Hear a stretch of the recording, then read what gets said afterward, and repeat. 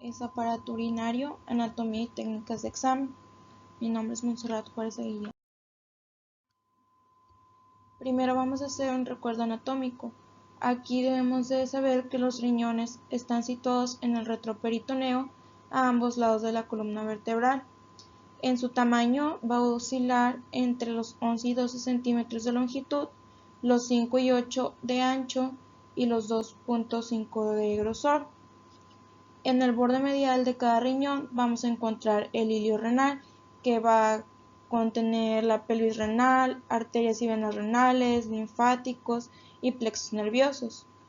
Y bueno, la pelvis renal recoge la orina de los cálices mayores, que estos después se van a dividir en los menores y van a recibir la orina en la papila de las pirámides renales. Y bueno, aquí les puse una imagen de lo que es la anatomía del riñón. El drenaje de la pelvis se va a efectuar por ambos uréteres que van a drenar la orina hasta la vejiga urinaria. Debemos saber que la vejiga es más o menos ovoidea y está cubierta por peritoneo en su cúpula. En los varones la cara posterior va a estar separada del recto por las vesículas seminales y los conductos deferentes, y en la mujer la relación inferior y posterior de la vejiga se hace con lo que es el cérvix y la pared anterior de la vagina. Y pues aquí les puse una imagen que muestra lo masculino y lo femenino. En las técnicas de exploración vamos a encontrar distintas técnicas. La primera es abdomen simple. Esta es la exploración primordial en el estudio del aparato urinario. Nos va a permitir demostrar la posición, tamaño y forma de las siluetas renales. También imagen de ambos músculos psoas y la presencia de alteraciones patológicas.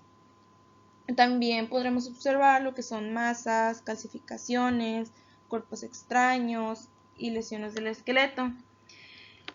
Y aquí les puse una imagen, es el valor del abdomen simple. Este es un enfermo con historia de una colitis nefrítica, que nos va a mostrar lo que son cálculos renales a la izquierda de la columna en el seno del istmo de unión de un riñón en herradura, cuyo contorno inferior es claramente apreciable, como observamos aquí. Y bueno, la disposición medial y verticalizada de los riñones es otro dato del diagnóstico. Pasando a la segunda técnica, esta es la urografía intravenosa. Esta va a ser el método de elección en el estudio del aparato urinario. La exploración se va a realizar con una inyección de 50 centímetros cúbicos de contraste. Seguido de la inyección se va a obtener lo que son cortes tomográficos de ambos riñones en los primeros 5 minutos. Esto va a permitir visualizar un parenquimograma que puede ser de interés diagnóstico de alguna masa renal. En general, se obtienen radiografías tempranas a los 3 o 5 minutos para observar la función renal. Este estudio se puede completar con la compresión de los uréteres para rellenar el sistema colector. La exposición se suele completar con una radiografía de vejiga antes y después de la micción. Ahora se menciona la anatomía renal en la urografía y nefrotomografía. Bueno, aquí el riñón, el derecho suele ser 0.5 centímetros más corto que el izquierdo, y en exploraciones urográficas la longitud normal en el adulto va a estar entre los 11 y 15 centímetros. El riñón derecho se va a visualizar también 1 o 2 centímetros más abajo que el izquierdo. La pelvis renal va a tener 3 cálices mayores que se van a dividir en cálices menores, como se había mencionado anteriormente, en donde se formará una copa donde se ajusta la pirámide renal. Y como ya se había mencionado también, la pelvis generalmente va a ser más o menos redondeada. En cuanto al parénquima renal, este puede presentar abombamientos en áreas de su contorno que se cree son dismorfismos lobares. Y bueno, el uréter nace de la unión ureteropélvica y desciende hasta la pelvis. Cuenta con 3 áreas normales de estrechamiento, que es la unión ureteropélvica, el punto donde cruza el promontorio sacro y en la unión útero-vesical. Y aquí les muestro una imagen que es la anatomía urográfica normal. Esta imagen está obtenida a los 11 minutos y después de retirar la compresión abdominal nos muestra claramente lo que son los cálices pelvis renales, así como ambos uréteres hasta su entrada en la vejiga.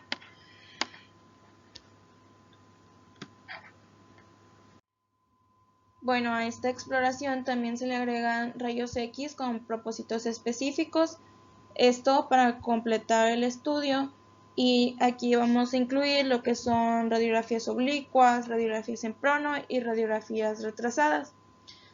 Las oblicuas es posible en estas separar las calcificaciones superpuestas a las siluetas renales. En la prona, esta va a ayudar al relleno de todo el sistema colector. En esta posición, los riñones van a estar más altos que la vejiga. Y las radiografías retrasadas, cuando existe un retraso en el funcionamiento del riñón debido a la obstrucción, se pueden obtener estas radiografías de hora en hora hasta 24 horas. Y en esta imagen se muestra el valor del estudio retrasado en la urografía intravenosa. Esta está obtenida a las 3 horas y muestra una anulación casi completa en el riñón izquierdo, mientras el derecho presenta una enorme dilatación de los cálices, pelvis y todo el uréter hasta su entrada en la vejiga. Esta presenta lo que son irregularidades en su suelo producidas por infiltración de un carcinoma prostático del paciente. Pasando a la técnica de pielografía retrógrada, este se va a realizar mediante un catéter introducido en el uréter a través de un endoscopio. Las indicaciones fundamentales son las de investigar lesiones del uréter o del sistema colector alto, cuando no son visibles adecuadamente en la urografía intravenosa. Aquí se muestra una imagen de un enfermo con anulación funcional del riñón izquierdo, en el que la pielografía ascendente demuestra numerosos defectos de represión a nivel de los cálices y la pelvis renal, por lo que es un urotelioma múltiple. Otra técnica es la cistografía. Aquí está la cistografía por vía intravenosa. Al final de la urografía intravenosa se puede realizar radiografías en anteroposterior, oblicuas, prono, lateral, así como tomografías. Y el cistograma retrógrado, este es previa a la colocación de un catéter estéril en la vejiga urinaria. Se va a evacuar la orina residual después de la micción, introduciendo a continuación un contraste hidrosoluble diluido en suero y realizándose la radiografía hasta la máxima represión. Sus principales indicaciones son para la demostración del reflujo urinario, el estudio de masas en la vejiga urinaria, la detección de fisuras entre la vejiga y los tejidos blandos o vísceras pélvicas y el relleno de quistes uracales persistentes. La uretrografía retrógrada, aquí cuando no se consigue visualizar la uretra adecuadamente por vía intravenosa o se requiere mayor detalle, se procede de forma retrógrada a su visualización. Aquí se coloca la punta de un catéter en el meato urinario y se procede a la inyección de contraste. Sus indicaciones son para la demostración de estenosis uretrales traumáticas, para estrecheces inflamatorias, para falsas vías, para abscesos periureterales o fístulas, en la compresión extrínseca prostática y en la evaluación del estado postquirúrgico. En cuanto a la cistouretrografía de eliminación, en cuanto al relleno de la vejiga, la técnica va a ser similar a la cistografía retrógrada. Aquí se va a utilizar fundamentalmente para visualizar cómo la vejiga vacía el contraste en ella contenido, y se utiliza esta fundamentalmente en los niños. Sus indicaciones son para observar una infección urinaria recurrente, dificultades de evacuación, ascitis neonatal, un fallo renal no explicado, anomalías congénitas como es la atresia anorrectal, una vejiga neurógena, el estudio de reflujo activo y la hidronefrosis. Y aquí les puse una imagen que es una uretrografía miccional en un niño con sospecha de reflujo. Tras la inyección del contraste por vía retrógrada y retirada de la sonda uretral, se puede observar durante la micción las imágenes de gran calidad de la vejiga urinaria y de toda la uretra. Otra técnica es la deferentografía, que es la inyección de contraste en el conducto deferente y se realiza para demostrar la permeabilidad del tracto genital, sobre todo en varones no fértiles. La exploración se efectúa previa a la exposición del conducto deferente mediante la inyección de 2 a 4 centímetros cúbicos de contraste a través del mismo. Y igualmente les puse una imagen de una deferentografía normal. La inyección del medio de contraste en ambos conductos permite demostrar ambas ampollas seminales, así como las vesículas seminales, y la unión de ambas produce los conductos espermáticos que terminan en el verumontanum. La cavernosografía, esta se realiza previa a la inyección directa de contraste en los cuerpos cavernosos del pene, y sus principales indicaciones son induración del pene, que es la enfermedad de Peyronie, para priapismo, lesiones metastásicas, atrofia y fibrosis del pene, impotencia y trauma. Y bueno, aquí se muestra lo que es una cavernosografía normal. La inyección de contraste muestra el relleno normal de ambos cuerpos cavernosos, visualizándose también el cuerpo de rafe intermedio. Pasando a la técnica de ultrasonografía, nuevamente vamos a hablar de su anatomía normal. Aquí la cápsula renal se va a poder delimitar porque sus ecos van a ser densos. Ocasionalmente se puede visualizar por fuera grasa perinefrítica. En cambio, en la corteza renal se van a producir ecos bajos y los espacios medulares van a ser sonotransparentes. En una posición central del riñón se pueden ver una zona de ecos muy densos que va a representar las estructuras del sistema colector, los vasos y grasa del seno renal. En secciones transversas se va a poder visualizar arterias y venas renales, y debemos de saber que los uréteres no van a ser visibles. Y por otra parte, la vejiga, si está repleta de orina, va a ser fácil de visualizarse.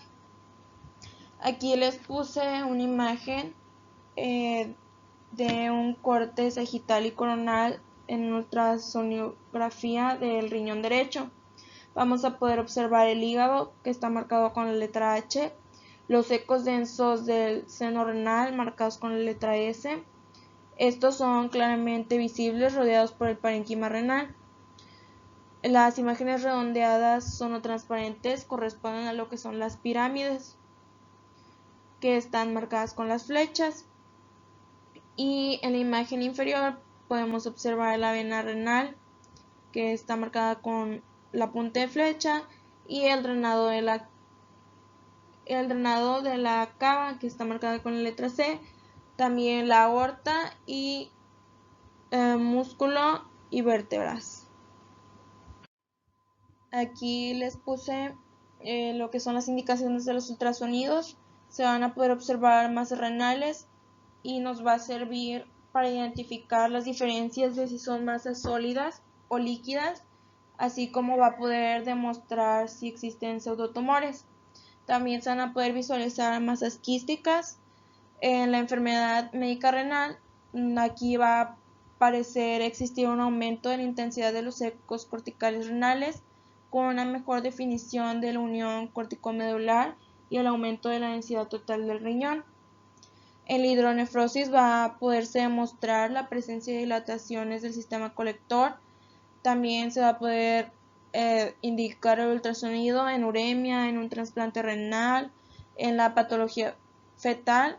Aquí nos va a permitir reconocer ciertas anomalías del tracto urinario en el vientre de la madre. Aquí les muestro dos imágenes.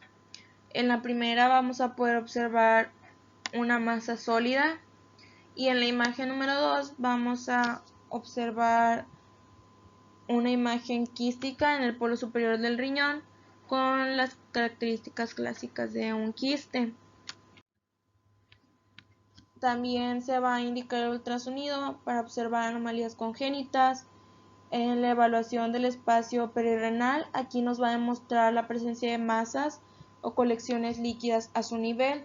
También detecta colecciones de menos de 2 centímetros, pero no puede definir la naturaleza del flujo. Igualmente nos va a permitir visualizar tumores retroperitoneales primarios, sarcomas de la cápsula renal, entre otros. También va a servir para la próstata. Aquí se pueden demostrar lo que son tumores vesicales. En testículo va a demostrar anormalidades del testículo y del conducto seminal. Y también nos va a servir como guía para la radiología intervencionista. La pielografía anterograda percutánea, esta es otra técnica. Aquí la exploración se realiza por una punción percutánea de la pelvis renal con la extracción de orina e introducción del medio de contraste que nos permite la visualización de todo el sistema colector, a la vez que nos permite estudiar la orina para un cultivo o citología.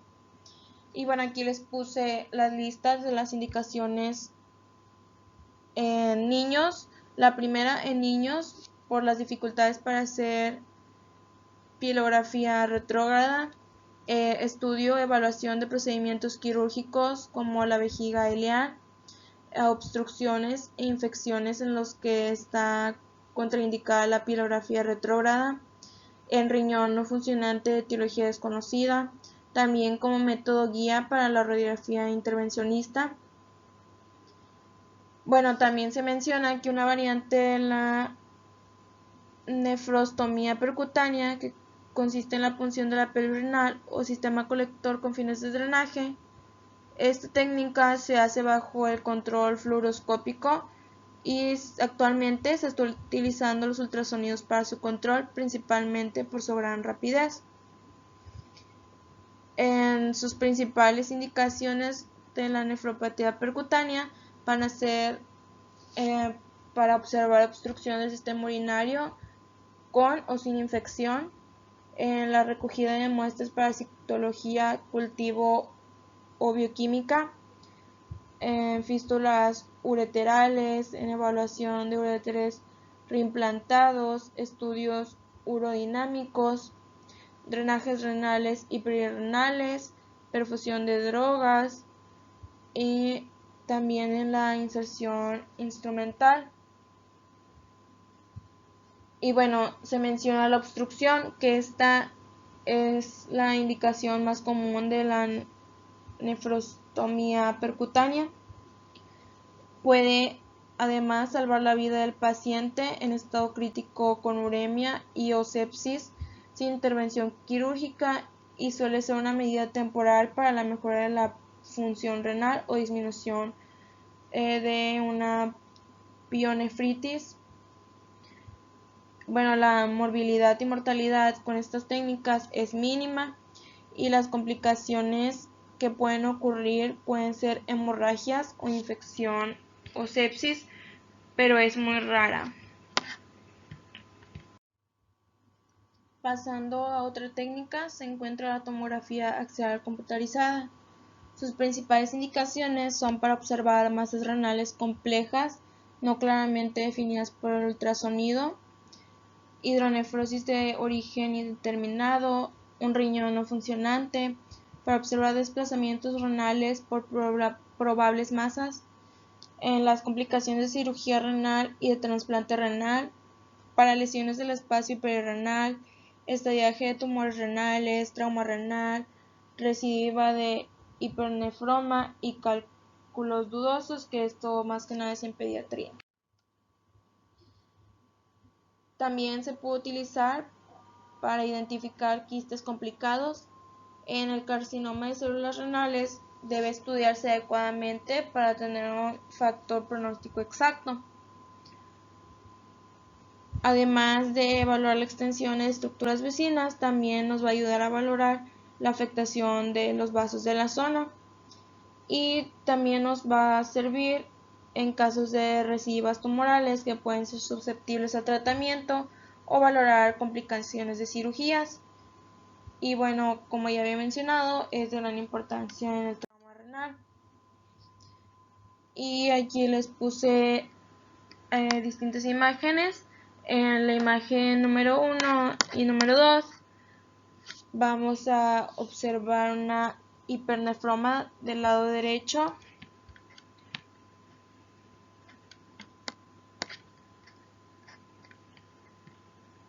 En la que claramente se muestra la presencia de una trombosis tumoral en la cava.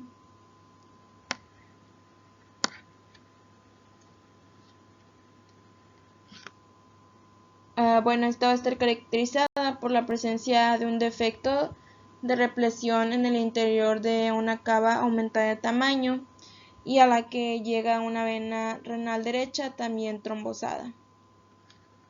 La imagen número 3 corresponde a la recidiva de hipernefroma,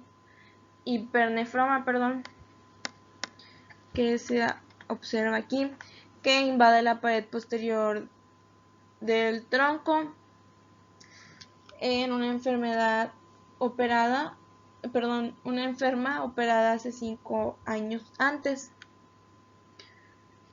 También al lado de la aorta vamos a observar dos estructuras rellenas de contraste simétricas correspondientes con la vena cava inferior doble, que son estas dos.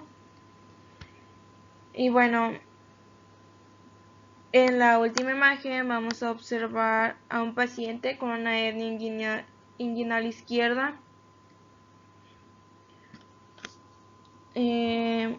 cuya próstata invade el plano graso del lado derecho, así como en las vesículas seminales, secundariamente a la presencia de un carcinoma prostático.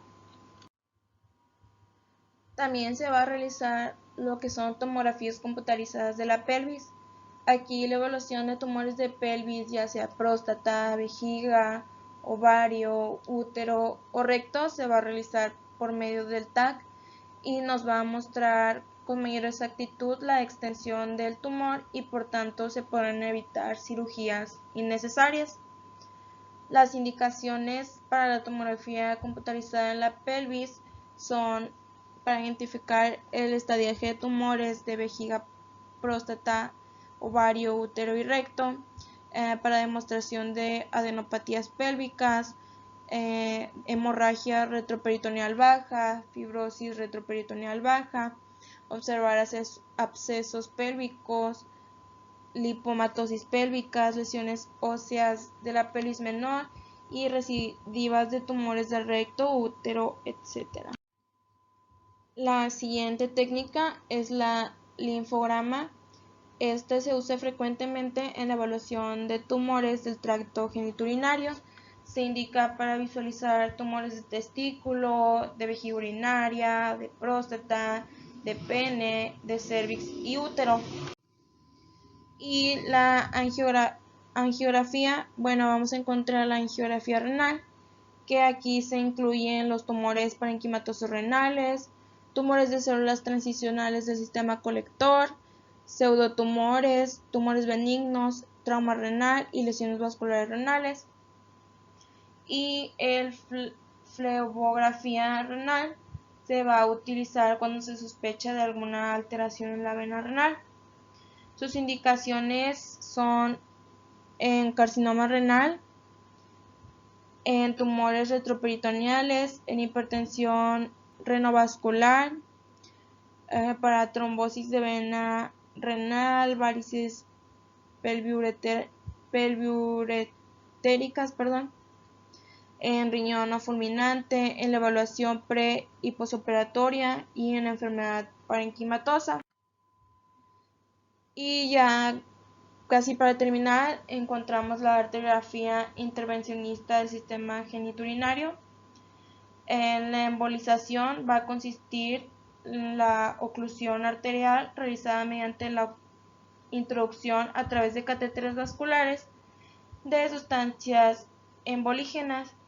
Sus principales indicaciones son en tumores renales, que aquí se va a reducir la pared venosa tumoral y nos va a ser más fácil y breve la intervención quirúrgica y va a tener una menor pérdida de sangrado. También se utiliza en traumatismos renales con hemorragia importante, en fístulas arteriovenosas congénitas o producidas por biopsia renal, en aneurismas intrarrenales, en hipertensión severa incontrolable, en hematuria incontrolada y para el tratamiento de varicocele. También se encuentra la angioplastia transluminal, que esta va a ser útil en la dilatación de arterias renales que presentan estenosis debido a arteriosclerosis y entre otras más. Y por último encontramos la punción biopsia, que aquí en el tracto urinario la presencia de masas retroperitoneales va a ser su indicación. Y en caso de tumores solo se va a limitar a nódulos tumorales sospechosos de malignidad o lesiones óseas sugerentes a metástasis.